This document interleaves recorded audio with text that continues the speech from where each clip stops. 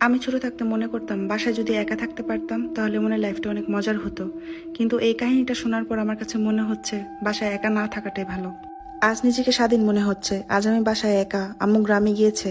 কয়েক মাস পর পর আমি এমন 2-1 দিনের জন্য স্বাধীনতা পাই। যা খুশি করি, কেউ কিছু বলার নেই। মনটা বেশ ফুরফুরে। দিনটা তো কলেজ আর প্রাইভেটে কেটে যায়। আম্মু বাসায় থাকলে সন্ধ্যায় পড়তে বসতে হয়, আর রাতে বেশিক্ষণ জেগে থাকা যায় না। বাসায় আমি আর আম্মুই থাকি, আমাদের আর কেউই নেই। তাই তো যখনই আম্মু গ্রামে যায় নিজেকে মুক্ত মনে হয়।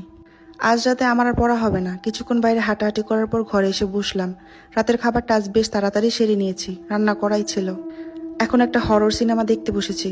আম্মু কখনো রাত জেগে টিভি দেখতে দেয় না। হরর সিনেমা তো কখনোই না। তাই যে রাতে একা থাকি সে রাতে অনেক রাত পর্যন্ত জেগে সিনেমা দেখি। বেশিরভাগই হরর সিনেমা। আজও তার ব্যতিক্রম হয়নি।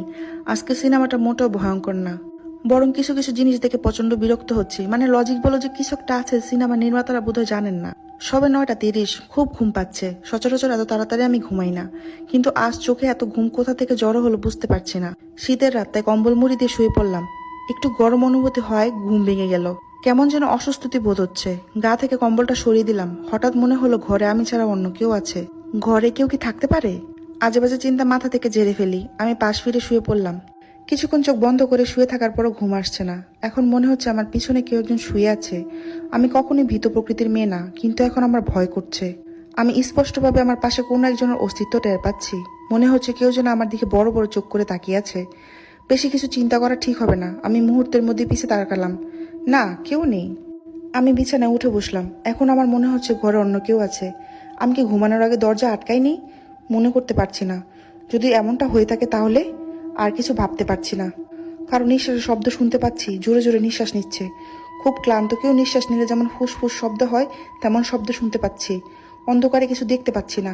আগেই বলেছি আমি কখনোই ভীত প্রকৃতির মেয়ে না। সাহস করে বিছানা থেকে নেমে আলো জ্বালালাম। কাউকে তো দেখতে পাচ্ছি না। আমার পড়ালেখার সুবাদে আমি আর আম্মু এখানে একটি মাত্র রুম ভাড়া করে থাকি। ঘরে এমন কোনো জায়গা নেই যেখানে একজন মানুষ লুকিয়ে থাকতে পারবে। তবু মনে হচ্ছে ঘরের ভিতর কেউ একজন আছে। পড়ার টেবিল থেকে জগ নিয়ে ঢকঢক করে কিছু পানি গেললাম। কিছুটা পানি ঘায়ে পড়ে গেছে। খাটে পা ঝুলিয়ে বসে আছি। পরক্ষণে মনে পড়লো একটা জায়গা আছে যেখানে একজন মানুষ অনায়াসে লুকিয়ে থাকতে পারে। খাটের নিচে। সাথে সাথে পা দুটি উঠিয়ে নিলাম। খাটের নিচ থেকে কেউ যদি পা ধরে টান দেয়, উফ! আর ভাবতে পারছি না। মনে সাহস সঞ্চার করে নিচে নামলাম। ধীরে ধীরে চাদর উঠিয়ে খাটের নিচে তাকালাম। সম্পূর্ণ ফাঁকা। কোথাও কোনো মানুষ তো দূরের কথা, একটা তেলাপোকাও নেই। একটা স্বস্তির নিঃশ্বাস ফেললাম। বেশি বেশি হরর সিনেমা দেখার ফলে আজ এই দুর্গতি। নিজের কাজের জন্য নিজেরই হাসি পাচ্ছে। নিশ্চিন্তে মাথা তুললাম। এ কি, আমি স্তব্ধ। খাটের উপর একজন লোক বসে আছে। বড় বড় চোখ করে আমার দিকে তাকিয়ে আছে। লোকটার বাম গালের চোখের নিচে একটা লম্বা কাটা দাগ। আমিও লোকটার দিকে